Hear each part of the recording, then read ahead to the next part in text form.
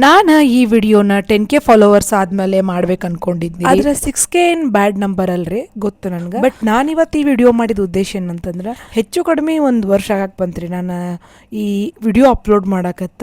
Beginning ಒಳಗ ನನ್ಗೆ YouTuber ಆಗ್ಬೇಕನ್ನೋ ಆಸೆ ಇರ್ಲಿಲ್ರಿ.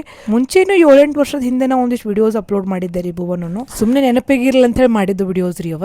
ಬಟ್ ನಂತರ ಏನಾಯ್ತಪ್ಪ ಅಂತಂತಂದ್ರ ಅದ್ರ ಬಗ್ಗೆ ಏನೂ ಐಡಿಯಾ ಇಲ್ಲ ಅಂತ ಹೇಳಿ ನಾ ಅಷ್ಟೇ ಬಿಟ್ಬಿಟ್ಟಿದ್ದೆ. ಬಟ್ ಒಂದ್ಸಾರಿ ಇತ್ತೀಚೆಗೆ ಅಂದ್ರೆ ಲಾಸ್ಟ್ ಇಯರ್ ವಿಡಿಯೋಸ್ ನೋಡುವಾಗ ನನ್ಗೆ ಆ ವಿಡಿಯೋಸ್ ಬಂದು ರೀ, ಅವು ಕೂಡ ಚಲೋ ವ್ಯೂಸ್ ಆಗಿದ್ದು ನನ್ಗೆ. ಸೊ ಈಗ ಬಹಳ ಯೂಟ್ಯೂಬ್ ಒಳಗೆ ವಿಡಿಯೋ ಅಪ್ಲೋಡ್ ಮಾಡ್ತಾರಲ್ಲ, ನಾವು ಧ್ರುವನೂ ವಿಡಿಯೋಸ್ ಅಪ್ಲೋಡ್ ಮಾಡೋಣ ಅಂತ ವಿಡಿಯೋ ಸ್ಟಾರ್ಟ್ ಮಾಡಿದೆ ಅಪ್ಲೋಡ್ ಮಾಡಕ.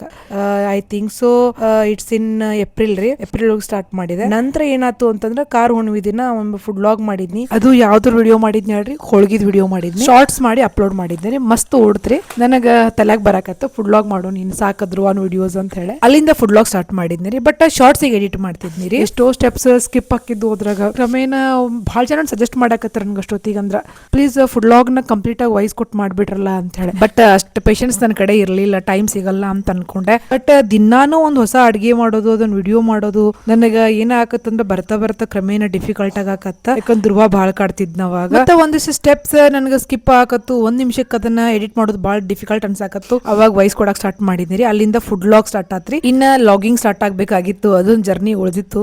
ಸಜೆಸ್ಟ್ ಮಾಡತಾ ಇದ್ರು ನನ್ಗೆ ಎಲ್ಲರೂ. ಬಿಗಿನಿಂಗ್ ಒಳಗ ಕಂಪ್ಲೀಟ್ ಲಾಗ್ ಮಾಡುವಾಗ ಸ್ವಲ್ಪ ಪ್ರಾಬ್ಲಮ್ ಆತ್ರಿ, ನಂಗೆ ಅಷ್ಟು ಗೊತ್ತಾಗ್ಲಿಲ್ಲ. ಬಟ್ ಎಲ್ಲಾರು ಕೊಟ್ಟಿರೋ ಸಜೆಷನ್ ತಗೊಂಡ ಎಲ್ಲಾನು ನಾನು ಕ್ಲಾರಿಫೈ ಮಾಡ್ತಾ ಬಂದೆ ರೀ. ಅದ್ರ ಜೊತೆಗೆ ನಮ್ಮ ಮನೆಯವ್ರಂತರೂ ನಂಗೆ ಒಂದು ಹೊಸ ಫೋನ್ ಕೊಡ್ಸಿದ್ರ ವಿಡಿಯೋ ಮಾಡಿ ಅಂತ ಹೇಳಿ. ಅಷ್ಟೊತ್ತಿಗೆ ಅಂತಂದ್ರೆ ನನಗೆ ಕ್ಲಿಯರ್ ಆಗಿತ್ರಿ ಹೆಂಗ್ ವಿಡಿಯೋ ಮಾಡ್ಬೇಕ ಅಂತ ಹೇಳಿ, ಶಾರ್ಟ್ಸ್ ಹೆಂಗ್ ವಿಡಿಯೋ ಬೇಕಾ, ಲಾಂಗ್ ವಿಡಿಯೋ ಹೆಂಗ್ ಇರ್ಬೇಕ ಅಂತ ಹೇಳಿ.